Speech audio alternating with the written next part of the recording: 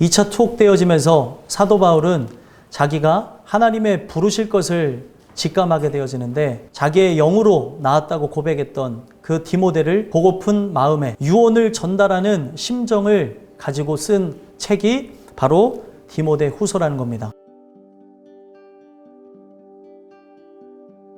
우리는 이 디모데 후서를 보면서 이 땅에 남겨진 자들이 해야 될 게 무엇인지 생각해 볼 필요성이 있다는 거예요. 이 땅에 남겨진 자라고 한다면 우리의 직무를 다해야 될 것을 이야기를 하고 있다는 겁니다. 자, 사도 바울이 지금 영적 아들 디모데와 또 디모데에게 주는 이 말씀을 토대로 해서 일어날 자들을 향하여서 엄히 명한다. 이 엄히 명한다고 하는 거는 절대적인 명령을 얘기하고 있어요. 근데 이 절대적인 명령의 힘이 누구로부터 오는가 봤더니 하나님 앞과 예수님 앞에서 일어나야 될 예수님의 강림을 의지하면서 주는 말씀이었다는 거예요. 살아있는 자와 죽은 자를 심판하실 그리스도 예수 앞에서. 살아있는 자라고 하는 그 의미는 이 땅 가운데 예수와 연합함으로 육은 죽고 영이 새 영을 통해서 살아나게 되어진 자. 언어의 의미로 보니까 죽은 자는 시체를 상징합니다. 이미 죽어있는 상태의 사람인 거죠. 하나님의 진노가 머물러 있는 사람. 그래서 심판이라고 하는 단어가 구별한다는 거예요. 그래서 반으로 나눈다는 의미가 있는 거죠. 그러면 그 명령의 그 끝이 어디를 향하고 있는지, 그 명령이 무엇인지 살펴보면 말씀을 전파하라는 거예요. 때를 얻든지 못 얻든지 항상 힘쓰라. 때라고 하는 단어는 시간을 의미하는 거고 기회를 의미하는 단어로 카이로스라는 단어에서 왔습니다. 그래서 카이로스라고 하는 거는 상대적인 시간 그리고 순간 특별한 때를 의미하는 거예요. 때를 얻는다는 거는 유카이로스라고 합니다. 좋은, 좋다라는 유라고 하는 단어와 카이로스라고 하는 단어가 합쳐지게 되면서 좋은 때, 좋은 기회를 의미하는 거예요. 바로 하나님이 우리 인생에 개입하시는 그 순간이 바로 유카이로스라는 거예요. 이 유카이로스의 시간이 오지 않으면 우리의 삶은 어떤 시간이냐면 크로노스의 시간이라는 거예요. 크로노스의 시간은 어떤 거냐면 절대적인 시간, 흘러가는 그 흐름의 시간을 바로 크로노스라고 하는 거예요. 유카이로스의 시간을 경험하지 않으면 여러분들과 저는 살았으나 죽은 존재로 살다가 심판받는 존재가 되어진다는 거예요. 이 순간이 하나님이 역사하시는 순간이라고 내가 생각이 들지라도 또 혹은 안 들지라도 항상 힘쓰라는 거예요. 항상 힘쓰라. 무엇 위에 서다라고 하는 그 메시지에서 왔거든요. 말씀을 증거하는 삶 위에 서 있는 것.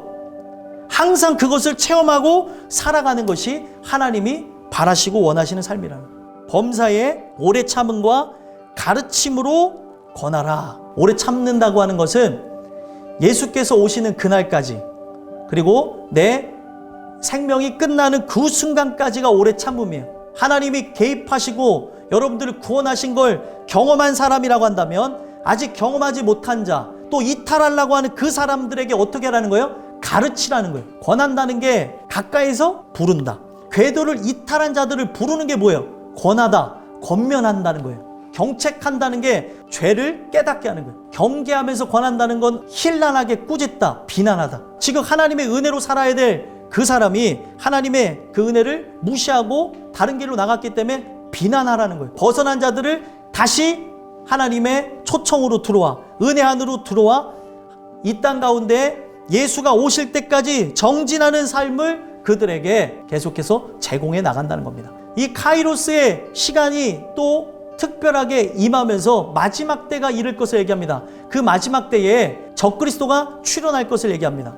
그러면 적그리스도가 왜 출현되어지도록 하나님이 그 특별한 순간, 그 특별한 시간이 왜 임하는가 하고 봤더니 주 예수가 등장하실 것이기 때문에. 사람이 바른 교훈을 받지 아니하며, 바른 교훈은 뭐예요? 성경을 통해서 죄인이라고 하는 걸 알려주시는 것, 우리가 그리스도가 필요하다는 이 교훈을 받지 아니하며 다른 스승을 두려는 사람들이 있다는 거예요. 귀가 가려워서 그렇다는 거예요. 나의 귀를 자극하는 어떤 소리가 있음을 얘기하는 거죠. 아직 성정이 변하지 않아서 죄가 내 안에 들어왔기 때문에 다른 소리가 들려지기 시작하는 거예요. 육신의 정욕, 안목의 정욕, 이생의 자랑이 계속 올라와서 인간이 복음이 아닌 다른 소리를 사랑하게 만드는 거죠. 모든 일에 신중하여서 직무를 감당해야 된다는 거예요. 신중이라는 이 단어를 봤더니 분별이라는 단어에서 왔어요. 이게 하나님의 뜻이 맞는가?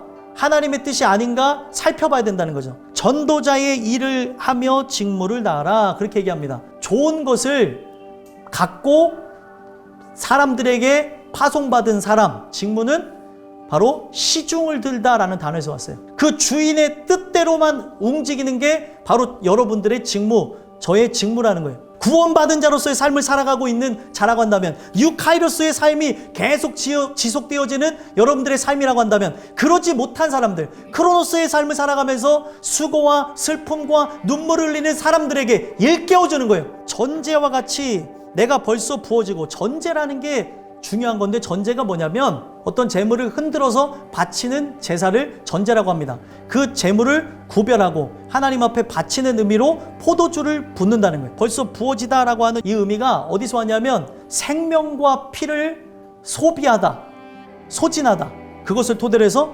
헌신하다. 사도 바울이 자기의 생명과 피를 부어가면서 소진하면서 자기의 일생을 예수를 위해 살았다는 걸 얘기하는 거고, 사도 바울이 주 예수 그리스도의 그 은혜를 통해 회심하고 자기의 삶을 완전히 헌신하는 것으로 디모데가 탄생했고, 디모데와 같은 하나님의 사람들이 탄생했다는 걸 얘기하는 거예요. 복음은 바로 그런 거예요. 내 직무를 다함으로 나의 삶을 헌신함으로 누군가를 세운다는 거예요. 디모데와 지금 구원받은 사람들을 만들고 한 얘기죠. 나의 떠날 시각이 가까웠도다. 특별한 시간이 왔어요.